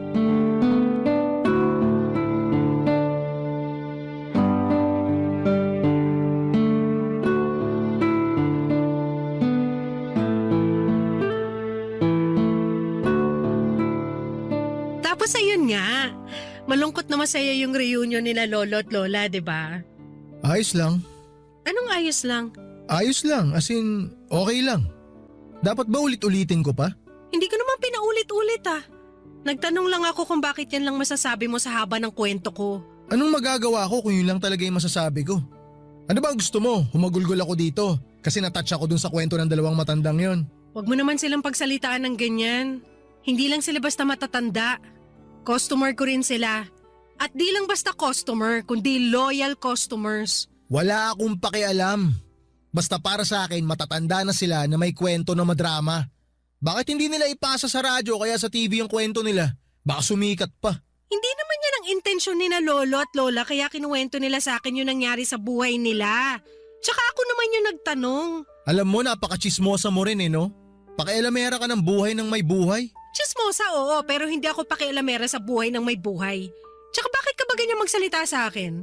Hindi mo ba nagigets yung point ko rito? Obvious ba? Hindi ko gets. Anong klaseng point ba yung sinasabi mo kasi? Ay, ewan ko sa'yo, Jello. Bakit ba bigla-bigla ka na lang nagagalit dyan? Nakikipagkwentuhan lang naman ako sa'yo. Sinasabi ko lang yung nangyari sa araw ko kasi hindi mo man lang makuhang tanungin. Sa hindi ako interesado eh. Anong sabi mo? Ang sabi ko, hindi ako interesado. Tsaka istorbo ka sa pagpapahinga ko. Bigla-bigla kang lalapit sa akin tapos yayakap ka, dadaldalin mo ako ng kung ano-ano. Nakakainis. Di naman ako interesado sa mga kinukwento mo. Ay, alam mo mabuti pa magluto ka na lang ng makakain natin. Ha? Ano, bingi na? Paulit-ulit ka talaga. Hindi, pero seryoso ka? Kararating ko lang dito sa apartment natin galing sa shop tapos paglulutuin mo ko? Oo, nagugutom ako eh. Hindi ka ba kumain kaninang hapunan? Kumain ako pero konti lang. Tsaka wala akong makain masarap eh. Alam mo naman di ako marunong magluto. Kaya nga dapat aralin mo na kasi kawawa naman ako kung ako pa rin ang magluluto para lang sa'yo. Pagod din ako. Mas doble pa ngayon dahil nakalive yung isa kong tauhan. Kaya ako rin yung sumasalo sa trabaho niya. Pati ba naman yan, poproblemahin ko pa? Hindi ko naman sinabing problemahin mo. O bakit sinabi mo pa? Para maintindihan mo nga na pagod ako. Sus, ayaw mo lang magluto kasi tamad ka. Dinadahilan mo pa na pagod ka. Di ba trabaho ng mga babae na magluto para sa mga lalaki? Bakit nagre-reklamo ka dyan? Alam mo, hindi ko na rin problema na nagugutom ka. Kung ayaw mo magluto ng sarili mong pagkain, wala na akong pakialam doon. Pagod nga ako at hindi mo yun naiintindihan, di ba? Kaya hindi ko rin naiintindihan yung gutom mo, lintik ka. Buti pa makalis na nga. O teka, saan ka pupunta? Sa banyo, mag-half bath. Paano ako? Hindi mo ako pagluluto? Magluto ka nun. Kaya mo na yan, malaki ka na eh. O kung gusto mo, umorder ka na lang para makakain ka ng masarap. Wala akong pera. Alam mo namang wala akong trabaho eh. Bigyan mo na lang ako ng pera, ako nabibili ng pagkain ko. Ewan ko sa'yo. Sige na, huwag ka na puro reklamo dyan. Fine, basta manahimik ka na lang dyan. Yan ang gusto ko sa'yo eh, madali kang kausap. Makahanap na nga ng mga order online. Ano kayang masarap?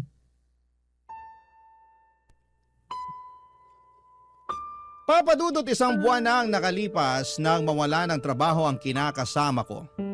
Pero matagal na rin kaming magkasintahan at magka-live-in ni Jello. 7 taon na rin kaya alam kong hindi ko deserve ang trato niya sa akin lalo na nagkukwento lang naman ako ng nangyari sa buong araw ko. Ang saya-saya ko pa noon pero sinira lamang niya dahil sa init ng ulo. Ang sakit din noong tinawag niya akong tsismosa at nakikialam sa buhay ng ibang tao samantalang hindi naman yon ang katotohanan. Papadudot alam ko sa sarili ko na mahal ko si Jello pero minsan ay napapatanong ako kung mahal niya ba ako dahil sa trato niyang yon sa akin. Hindi naman kasi yon ang unang beses na ganon niya ako pinakitunguhan. Kung ilalarawan ko ang personalidad ng boyfriend ko, masasabi ko papadudot na meron talaga siyang ugali. Hindi lang sa katamaran niya sa bahay na mas lumala kasi alam niyang ako ang babae at responsibilidad kong gawin yon kahit na pagod ako maghapon. Nag-iiba rin ang ugali niya pag gutom pero pinapalagpas ko yon dahil mahal ko siya. Kaso papadudot imbes mawala o mabawasan ang pagod na nararamdaman ko noon ay mas lalong bumigat ang aking pakiramdam sa tuwing kasama ko siya. Papa Dudut. Barangay Love Stories. Barangay Love Stories. Papa Dudut, alam ko na iba-iba ang tao. Lahat tayo ay may kanya-kanyang kagalingan sa mga bagay na ginagawa natin at para sa akin, pagnenegosyo talaga ang gustong-gusto kong gawin. Pero katulad nga ng kinuwento ko kay Lolo Roy noon ay hindi lahat sa pamilya ko ay sinuportahan ang plano kong pagtatayo ng coffee shop. Nakakalungkot kasi sila pa naman ang inspirasyon ko kaya nagsisikap ako sa buhay pero noong nagsikap na ako para sa aking sarili ay bigla na lamang silang nawala. Dismayado rin ako dahil hindi rin ako suportado ng boyfriend ko. Prinangka naman niya ako na hindi raw talaga magandang ideya ang pagtatayo ng negosyong coffee shop, lalo at marami ang kakompetensya. Saka kakampi rin siya ng pamilya ko sa pangongonsensya sa akin dahil sinayang ko raw ang pinaghirapan kong magandang posisyon sa dati kong pinapasukang kumpanya kapalit ng negosyong walang kasiguraduhan. Kaya simula noon ni hindi pa umapak sa shop ko ang kinakasama ko. Personal choice naman niya yon at hindi ko naman siya pinagbabawalan, Papa Dudut.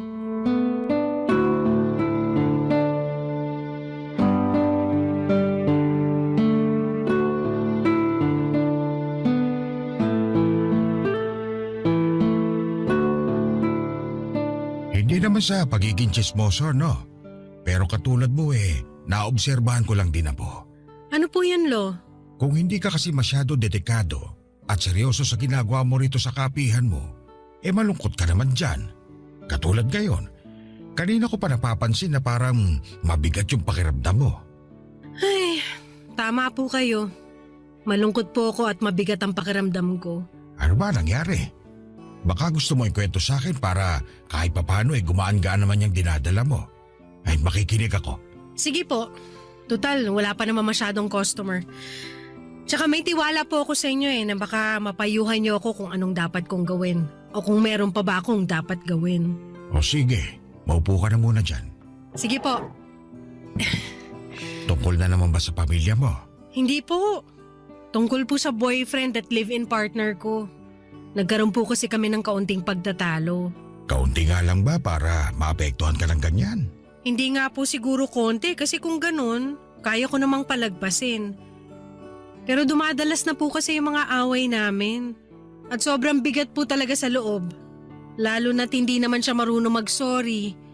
Kung ano-ano pang masasakit na salita ang sinasabi niya sa akin, na pinalalagpas ko lang. At kinakalimutan ko kasi mahal ko siya. Ay nako, nalinti ka na. Bakit po? Kasi hindi ganyan yung pagmamahal na alam ko. Oo, hindi tayo perpektong tao at nakakapagsalita tayo na masasakit sa kapwa natin. Pero hindi pa rin yung dahilan para tangkilikin natin ang paulit-ulit yung ganong klase ng isipin dahil nakakasakit tayo ng damdamin. At mas doble o triple pa nga yung sakit pag galing yun sa mga mahal natin sa buhay. Alam ko naman pong may ganong ugali yung boyfriend ko Kaya nga paulit-ulit ko na siyang kinausap tungkol doon. Pero mas lalo siyang nagagalit. Sinasabihan niya akong balat sibuyas at madamdamin kaya yun na yung palagi kong naiisip. Naiisip na baka sa'yo ang mali. Ganun na nga po. Mahirap yan kasi para ka niya minanipula. Sigurado ka ba talagang mahal mo siya? Opo. Siya ba? Mahal ka? Sabi niya mahal niya ako. Tsaka mabait naman po siya kapag hindi lang mainit yung ulo niya. Ang totoong mabait mabait kahit na mainit pa rin yung ulo. Yun bang kaya niyang kontrolin yung emosyon niya para hindi siya magalit o makapagsalita na masasakit? Lalo na sa'yo na nobya niya. Ewan ko pero nakakalungkot lang kung ganyan ka tratuhin ng nobyo mo. Para kasing wala na siyang respeto sa'yo. Naisip ko na rin po yan, pero hindi ko naman magawang hiwalayan kaya tinitiis ko na lang. Bakit ginagawa mo yung sa sarili mo? Matagal na po kasi kami. Siguro, nangihinayang lang ako sa ilang taon naming magkasama. Tsaka pag naghiwalay kami, sigurado natatama rin na ako makipagkilala ulit. Kaya hahayaan mo na lang na manatili ka sa ganyang klase ng tao at relasyon. Kung oo, mag-isip-isip ka ulit kung talagang mahal mo lang siya o may kasama na rin pagpapakatanga yung pagmamahal mong yan sa kanya. Baka isipin mo ulit ng 1,000 beses kung ganyang klase ng lalaki ba yung gusto mong makasama habang buhay at maging tatay ng mga anak nyo. May kasabihan nga na hindi mapipili ng mga anak kung sino magiging tatay nila. Pero kayong mga babae, pwede nyong piliin kung sinong lalaking gusto nyong maging tatay ng mga anak ninyo. Naniniwala ako na ang pagrespeto hindi lang binibigay sa isang tao kapag nasa relasyon kayo. Dapat pareho nyong binibigay yan sa isa't isa. At kapag respeto na yung nawala, ibang usapan na yan. Papa Dudut, aaminin kong gumaan ang loob ko matapos naming makapag-usap ni Lolo Roy. Hindi ko na nga lang namalayan na naiyak na ako sa labis na lungkot at frustration na bitbit ko sa personal kong buhay. Alam ko na dapat isinantabi ko yon, lalo at nagtatrabaho ako, pero buti na lamang at hindi ako hinusgahan ni Lolo. Nagkataon na kaunti pa lang ang tao noon sa coffee shop, kaya nabigyan kami ng pagkakataon na makapag-usap. Pagkatapos akong alukin ni Lolo Roy matapos niya akong aluhin ni Lolo Roy, ay siya namang pagdating ni Lola Darcy at dagsa ng ibang mga customers. Kahit nakakapagod itaguyod ang negosyo ko, ay masayang-masaya naman ang puso ko. Kapag nasa coffee shop ako ay at abala sa aking sarili sa paggawa ng kape at pag-aasikaso ng mga customers, pakiramdam ko ay buong-buo ang aking pagkatao. At kahit na minsan hindi pare-pareho ang kita sa araw-araw, ay walang kaso yon dahil meron talagang araw na matumal at araw na malakas. Sa huli kumikita pa rin ang shop at nakakaraos kami. Kaya lang kahit na anong positibo ng pananaw ko sa buhay kapag nasa coffee shop ako, ay unti-unti naman naglalaho ang lahat ng yon kapag umuwi na ako sa nirerentahan naming apartment ni Jello, Papa Dudut.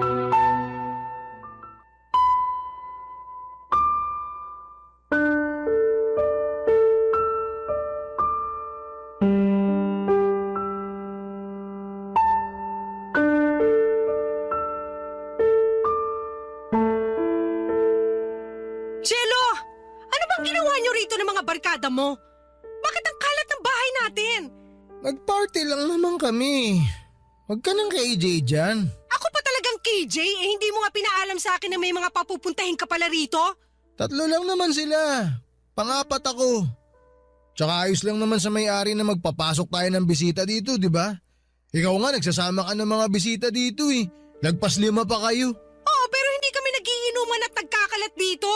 Nag-party nga kasi kami. May party ba na hindi makalat? Wala ka na ngang trabaho, nakuha mo pa mag-party? Uy, nakaka-insulto yun ha. Ano, pag walang trabaho, hindi na pwedeng maging masaya? Hindi naman sa ganun, pero... Okay, sige. Magsabi ka ng totoo. Anong pinambili mo ng mga ininom nyo? Sila na bumili ng mga kakainin tsaka iinumin eh. Sagot ko na raw yung venue. At dito pa talaga sa bahay natin? Bakit ba ang init-init ng ulo mo? Wala naman kaming ginawang masama dito sa bahay ah. Hindi pa ba masama yung sangdamakmak na kalat na iniwan nyo sa sala at kusina? May nag-iwan pa na bukas na gripo dun sa banyo, kaya umaapaw na yung tubig. Diba? Pinag-usapan natin na magtitipid na tayo ng konsumo kasi ang taas ng bills natin. Umuo ka tapos hinayaan mo lang yung barkada mo na mag-aksaya ng tubig. O baka naman ikaw yung nakaiwan na bukas yung gripo sa banyo. Aminin mo na! Hoy, maghinay-hinay ka sa pagbibintang sa akin ha. Hindi totoo yan. Nanggaling na rin sa'yo na pinag-usapan na natin na magtitipid tayo. Hindi ako bobo. Kaya bakit ako mag-aaksaya ng tubig? Ewan ko na talaga sa'yo! Sumusobra ka na sa mga pinaggagawa mo na ikaw lang ang nagdedesisyon! Sino na lang ba ako sa pamamahay na to? Ikaw naman, kailangan mo pa ba talagang tanungin kung sino ka? Ikaw ang girlfriend ko. Ikaw ang kasiyahan ko. Mahal na mahal kita. Halika nga, paalik nga ako. Huh? Layon mo nga ako! Ang baho mo! Huwag mo akong halikan! Bakit mo ako sinampal? Nilalambing ka na nga, nag-iinarte ka pa? Kung sampalin din kaya kita, ha?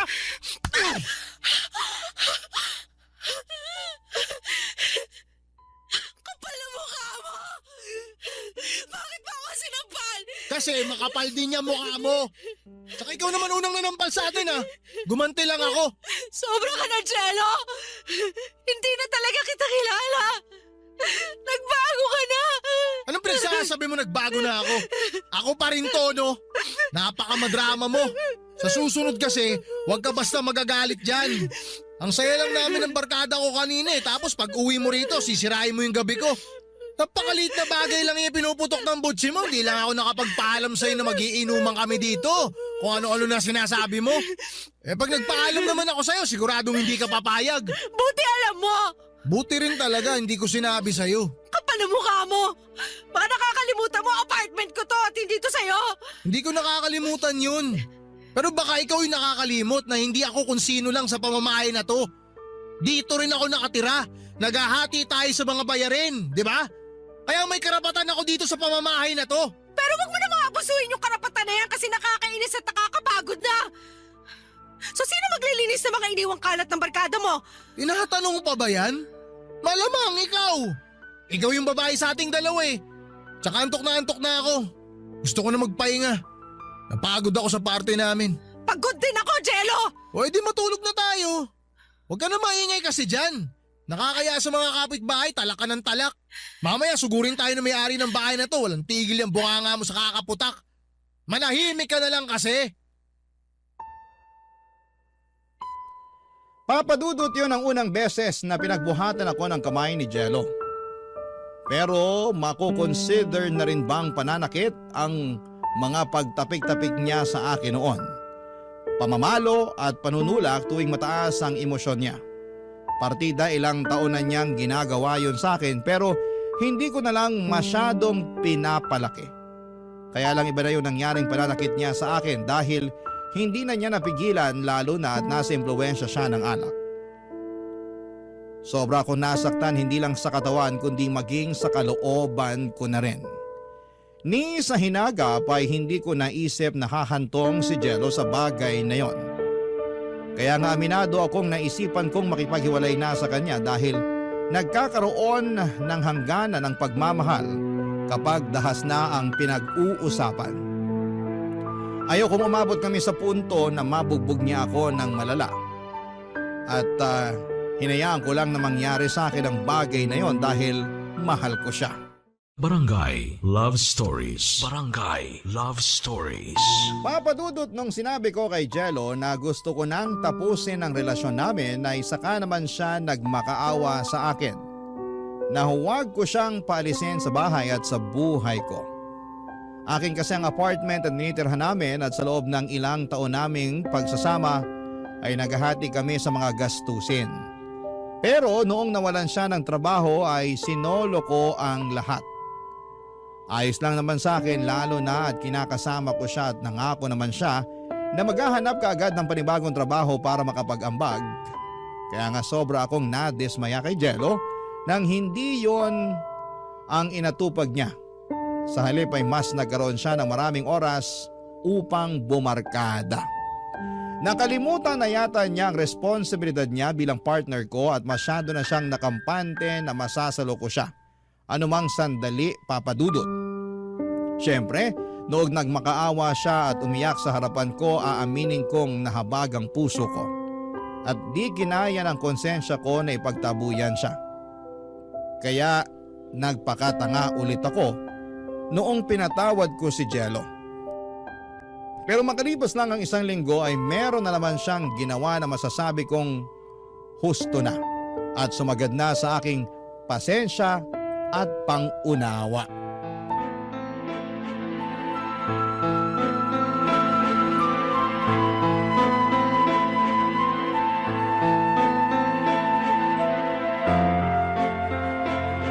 Hayop ka, Jello! Pinagkatiwalaan kita pero ninakawan mo lang ako! Tapos anong ginawa mo sa perang ninakaw mo sa akin? Pinagbabae mo! Napakasama mong tao! Vern, pasensya ka na. Nadala lang ako ng emosyon ko. Naudyokan ako ng mga baliw na barkada ko eh. Siguro nga may kasalanan sila pero nasa iyo pa rin naman yung desisyon at kusa sa mga bagay na ginawa mo. Kaya nga, pasensya ka na talaga. Nagkamali ako. Masyado ako naging gago, sorry. Buti alam mo! Pero sa tingin mo may magagawa pa yung paghingi mo ng pasensya? Tiwala kong sinira mo! Ninakawan mo ako tapos ng babae ka pa? Ang kapal na mukha mo! Alam mo ba kung gaano kasakit yon? Kasi kung hindi pa sasabihin ko sa'yo, ang sakit-sakit! Sobrang sakit! Napakasama mo! Hindi ko naman mahal yung babaeng yun eh. Ikaw yung mahal ko. Sa tingin mo maniniwala pa ako sa'yo? Kung mahal mo ako, hindi mo ako gagawa ng masama. Grabe ka naman magsalita. Alam mo sa tono mo para ako nakapatay ng tao ah. Huwag mo naman akong ganyanin. Hindi mo na kailangan pumatay ng tao kasi sobra-sobra pa dun yung ginawa mo sa akin. Ipapaalala ko lang sa'yo ha, na ninakawan mo ko tapos pinambabae mo. Pero isang beses ko lang ginawa yun. Tsaka di naman ganun kalaki yung perang kinuha ko sa'yo ah. Anong hindi malaki? 10,000 yun. Hayaan mo, babayaran na lang kita pag nagkatrabaho ako. Bayaran mo talaga ako kasi ipapakulong kita. Vern naman, huwag mo naman gawin sa akin to. Hindi na natin kailangan umabot sa ganun. Magbabayad naman ako eh. Pangako yan. Isipin mo na lang na hiniram ko muna yung pera sa'yo. Iisipin kong hiniram mo? Para ipambabae mo? Ganon? Vern, hirap mo naman kausap eh. Wala ka na talagang hiya, no? Kasi kung meron hindi ka ganyan mag-isip at magsalita. Lumalabas sa parang sa ating dalawa, ikaw pa yung biktima? Ikaw na nga yung nagloko. Bakit? Dahil desperado ka na kasi wala kang trabaho. Kaya wala kang pinagkukunan ng pera. Di ba? Oo, sige, desperado na akong desperado. O tapos ikaw ano? Sobrang nagpaka-busy ka dyan sa pesting negosyo mo. Kaya nawalan ka na ng oras sa akin. Anong sinabi mo? O ngayon magugulat ka. Nagsasabi lang ako ng totoo. Akala ko ba mahal mo ko? Mahal kita. Pero paano naman ako? May mga pangangailangan din ako bilang lalaki. Kaya hinanap mo sa iba, ganun ba? Oo, pero nagsisisi na ako. Kaya pasensya ka na talaga. Hindi ko naman sinasadya. Hindi ko matatanggap yung paghingi mo ng pasensya. Buti pa maghiwalay na tayo. Ayoko na makisama sa katulad mong manloloko. Vern, maawa ka naman sa akin oh. Saan ako pupulutin ito kung paalisin mo ako rito sa bahay natin? Bahay ko lang at wala na akong pakialam. Kung gusto mo, puntahan mo yung barkada mo. Total, mas mahalaga naman sila kesa sa akin, di ba? O di kaya makisama ka doon sa babaeng kinama mo ng isang beses at magsama na lang kayo. Ganyan mo na lang basasayangin lahat ng meron sa atin? Itatapon mo yung halos 7 taon na relasyon nating dalawa? Hindi ako ang nagsayang at nagtapon ng 7 taon nating relasyon, kundi ikaw! Kakayanin ko naman sigurong mabuhay nang wala ka eh. Kasi simula sa araw na to, hiwalay na tayo. Lumayas ka na sa pamamahay ko at huwag mo na rin subukan magmakaawa kasi hindi na magbabago ang isip ko. Vern, sorry na. Sorry talaga. Patawarin mo na ako. Pangako magbabagong buhay na ako. Maghahanap na ako ng trabaho. Hindi na kita pagtataksilan. Hindi na kita lolokohin, maniwala ka sa akin. Patawarin mo na ako, Vern. Kasasabi ko lang na huwag ka na magmakaawa. Kasi hindi mo na mabibilog ang ulo ko. Tama na yung isang beses na pagbigyan kita nung sinaktan mo ko. At yung maraming beses na binaliwala ko na hindi mo ako nirespeto. Ayoko na magpakatanga sa'yo. Tapos na tayo!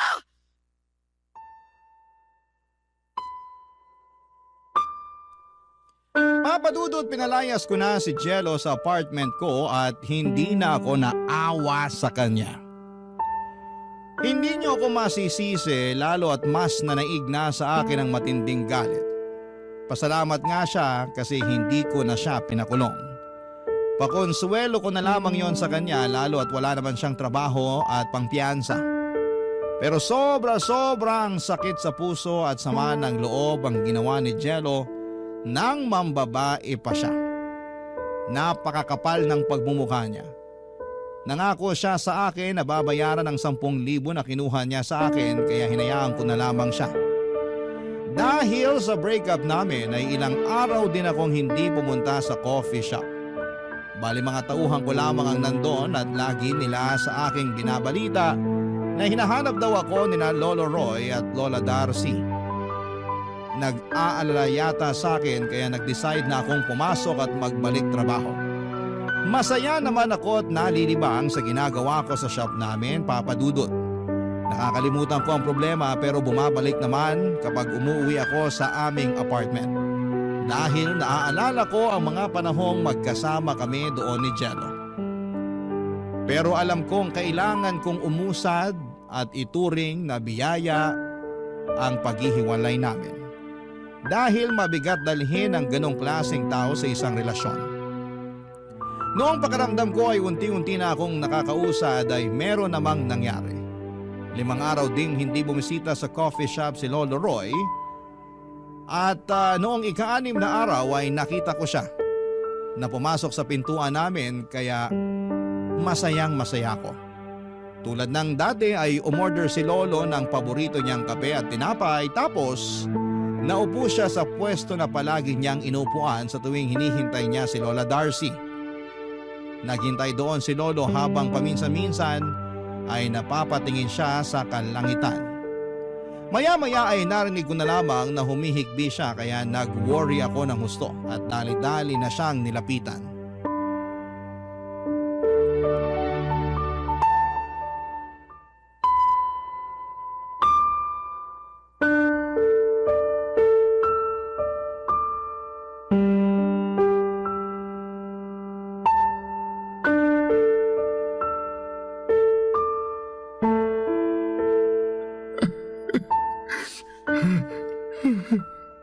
Lo, bakit po kayo umiiyak?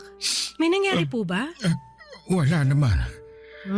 Wala raw pero tingnan nyo oh. Ayaw tumigil ng luha nyo. Kaya nga pinupunasan ko na lang. Ay, hindi ko po kayo pipiliting magkwento. Pero nag-aalala ako sa inyo. Tsaka ang totoo niyan, Lo, ilang araw ko na rin kayong inabangan ni Lola Darcy na bumisita, tumambay dito sa shop ko. Tapos nung hindi kayo nakapunta, nalungkot ako. Napalapit na rin kasi kayo sa akin eh. Para ko na kayong lolo at lola kaya nga nung pumunta kayo ngayong araw, masayang-masaya na ako. Kaya lang nakita ko naman kayong umiiyak. Hindi ko lang mapigilan. Kahit naman lalaki umiiyak din, lalo kapag nasasaktan. Oo naman po. Tao lang din tayo eh. Pero lalo lang po ako nag-aalala sa nangyayari sa inyo. Pasensya ka na pero huwag ka nang mag-alala. Magiging maayos din naman ako eh. Kailangan ko lang ilabas tong nararamdaman ko. Buti nga na kaya ko na lumabas ng bahay namin para pumunta rito sa coffee shop mo. Baka po gumaan yung nararamdaman nyo pag dumating na si Lola Darcy. Siya lang kasi yung nakakapagpatawa sa inyo ng gusto eh. Oo, siya lang nga. Pero hindi na siya makakarating, Apo. Bakit hindi po siya makakarating, Lo? Kasi wala na siya. Umanaw ng pinakamamahal kong si Darcy. Wala na si Lola? Yun din yung dahilan kaya ilang araw din ako hindi nakapunta rito. Wala akong lakas para lumabas ng bahay namin simula nung nalaman kong wala na si Darcy. Iyak lang ako nang iyak sa kwarto ko. Kaya alala sa akin yung apo ko. Pero wala naman akong magagawa. Hindi ko naman siya maaagaw pa sa kamatayan kung oras na rin niya talaga. Nabigla naman po ako sa binalita niyo. Pasensya na po, Lo. Okay lang. Parang ang bilis naman po nang nangyari. Parang ayaw po tanggapin ng utak ko na hindi ko na makikita si Lola. Medyo kinilabutan din ako. Hindi rin ako makapaniwala. Pero marupok ang buhay ng tao. At ayoko namang questionin yun. Lalo na alam kong nasa dapit hapon na rin ako ng buhay ko. Ano pong ibig niyong sabihin? Na ano bang sandali? Baka mawala na rin ako sa mundo. Huwag naman po muna, Lo. Wala na nga si Lola tapos pati kayo iiwan na rin ako. Hindi ko lang masabi kung ano ang pwedeng mangyari. Matagal na rin naman akong nabuhay sa mundong ito. At masasabi ko na kahit paano, nasulit ko naman. Malungkot lang talaga mabuhay kapag wala na yung taong mahal mo. Pero nandyan pa po yung apo niyo tsaka ibang pamilya na nagmamahal sa inyo. Pati ako nandito pa. Sabi ko nga para ko na kayong lolo at lola ni Lola Darcy, di ba? Malaki yung naitulong niyo sa akin. Lalo na kapag pinapayuhan niyo ko. Hindi ko nararamdaman na wala akong pamilya na nagmamahal sa akin dahil nandyan kayo. Alam ko na hindi natin hawak yung buhay pero sana piliin niyo pa rin mabuhay. Tatandaan ko yung sinabi mo. Salamat kasi gumaan kahit papaano yung loob ko. Mamimiss ko lang lalo talaga si Darcy. Wala na akong kakwentuhan at kaasaran pag nagkakapirito. Mamimiss ko rin po si Lola. At sana kung nasan man siya ngayon, masaya na siya at payapa ang puso niya. Yan din yung paulit-ulit kong hiling sa Diyos. At kahit na kinuha niya na sa akin si Darcy, nagpapasalamat pa rin ako sa kanya. Kasi binigyan niya kami ng pagkakataon na magkitang muli. Ay, pwede ba akong makisuyo sa'yo, Apo? Ano po yun? Pwede mo ba akong igawa ng paboritong kape ng Lola Darcy mo? Para kunwari, kasama ko pa rin siya ngayon na nagkakape. Kahit na alam kong wala na siya at hindi na babalik pa.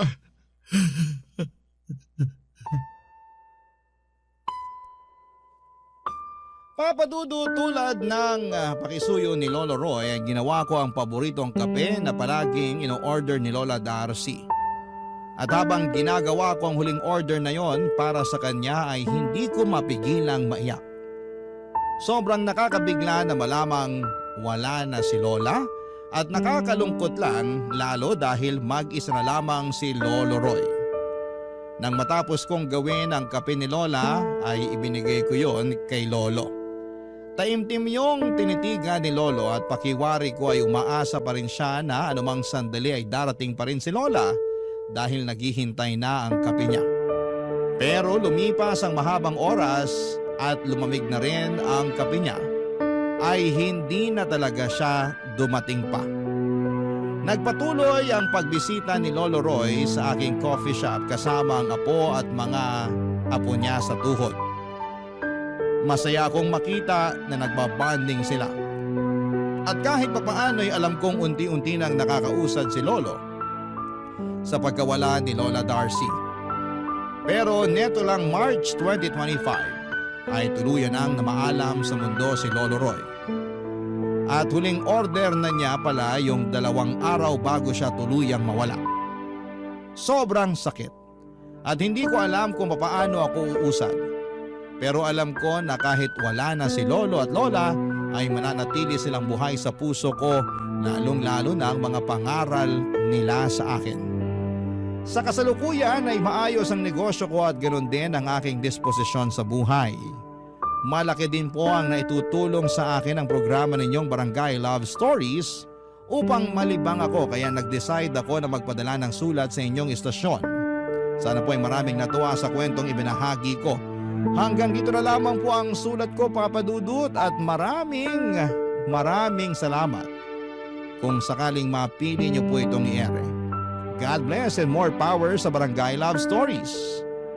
Ang inyong forever kapuso at ka-barangay, Vern.